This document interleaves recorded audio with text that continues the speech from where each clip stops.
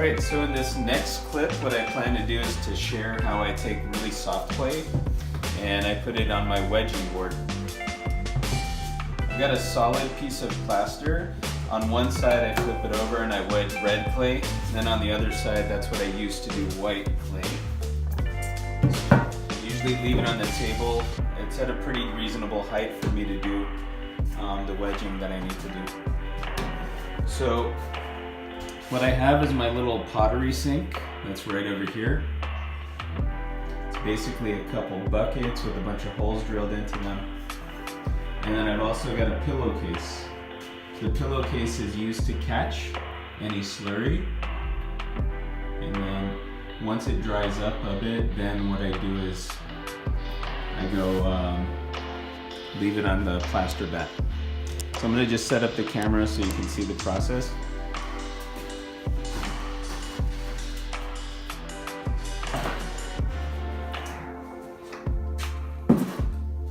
So I've got my bucket, I've got a pillowcase ready to go.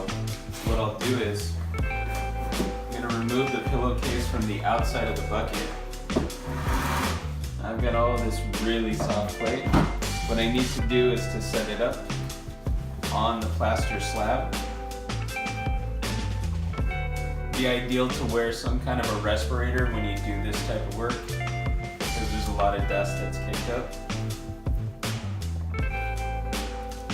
Flip it over onto the plaster slab, and I'll push the clay out from the inside of the bag.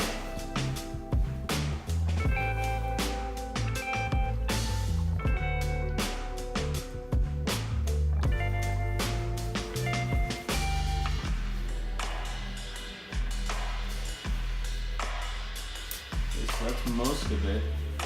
I just take my throwing water and I just dump it right into this bag. And then it does what I need it to do.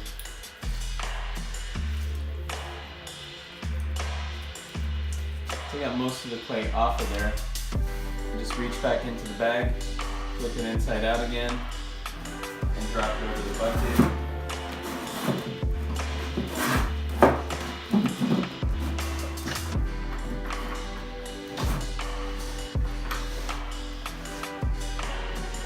I like to leave this pillowcase with only enough height where it just barely touches the bottom of the bucket. If you look at the bottom of the bucket, I have a bunch of holes drilled into it. Take this lid and I'll snap it back into place, and what that'll do is to hold the pillowcase so it doesn't drop down too far. And I think the last thing I'll show before I even out this clay, here's my bucket of reclaimed water.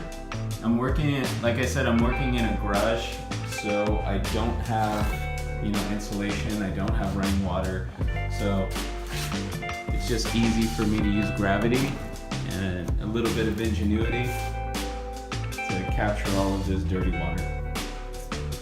Okay, so we'll go back to this part right here, and what I'm going to do is to just even out the clay. Make sure it's nice and flat. On a warm summer day, this will typically dry in about 2 hours, but since it's like early November, that's, maybe 50 degrees Fahrenheit outside right now, and it'll probably go up to about 70 or 80. It'll take a handful of hours. So, nice chocolatey clay is nice and even over the plaster bat.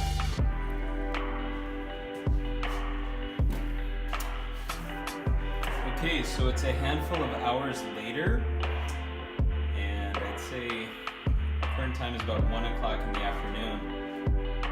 I think when I shot the first clip, it was around 6 or 7 a.m.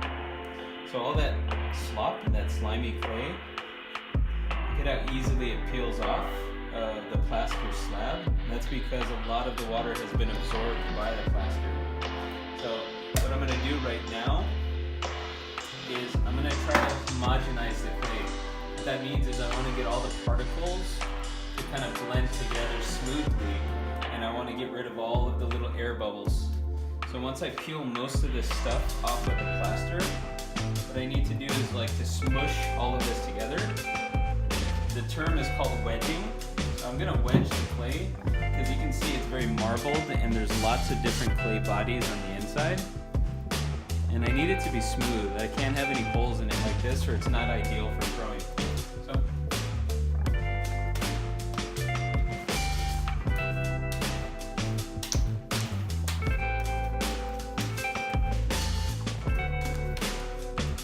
So the clay is still really soft, but I think if I leave it out for a bit, it'll be ready. As I start to wedge it, you can see like little areas that kind of pop. It's because there's some bubbles left on the inside. I'm going to continue to wedge this clay and then I'm going to chop it up and weigh it so it can be used for throwing.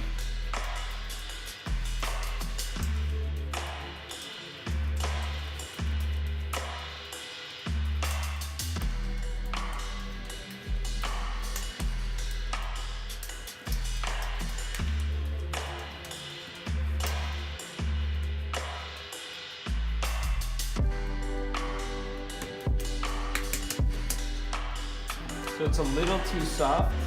You can tell by the way it deforms as I move it around. But I think I can get that sweet spot pretty soon. What I'll have to do next is to slice off little pieces and try to weigh it up. And then I'll wedge those little pieces one last time. And continue to roll the clay over the edges of the plaster slab to pick up any of those little pieces. And then you can wedge the clay again, and those spots they'll be like worked into the clay one more time.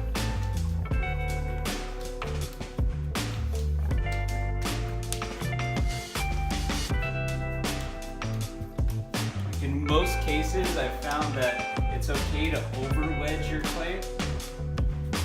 The times where I've been in trouble is where I didn't wedge the clay enough.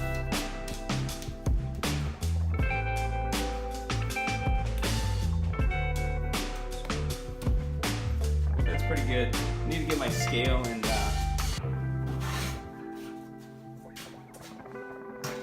I'm going to measure 20-ounce clumps of clay.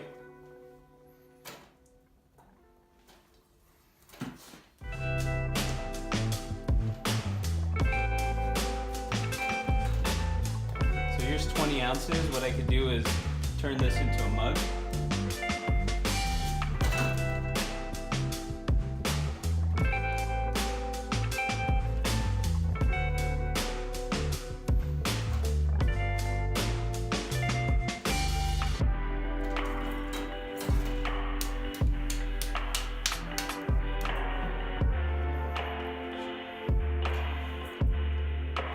About 2.5 pounds, so I think I'm going to try to throw a sake bottle with this one.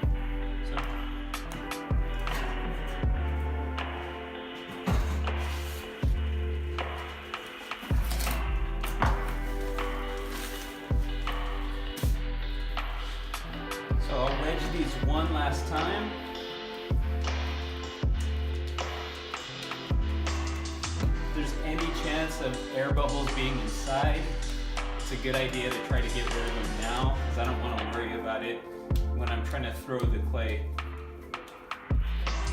I have thrown clays with air bubbles inside and it really just like throws everything off center and puts a really bad wobble, and then I end up having to just recycle the pot again and start over. So it's just better to use a little bit of extra time right now to set everything up properly, and then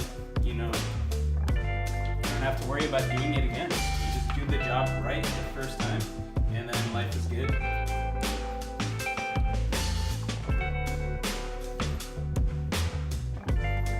Alright, so it's going to be my first of about 10 sake bottles. I'll probably throw those tomorrow.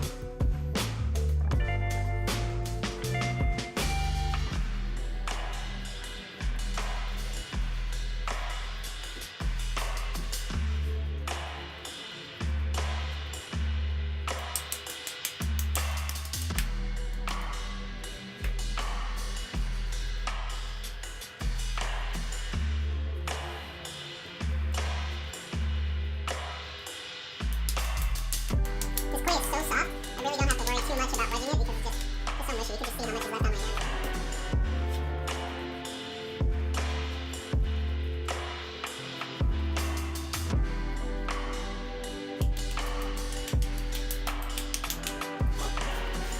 time to wrap this up.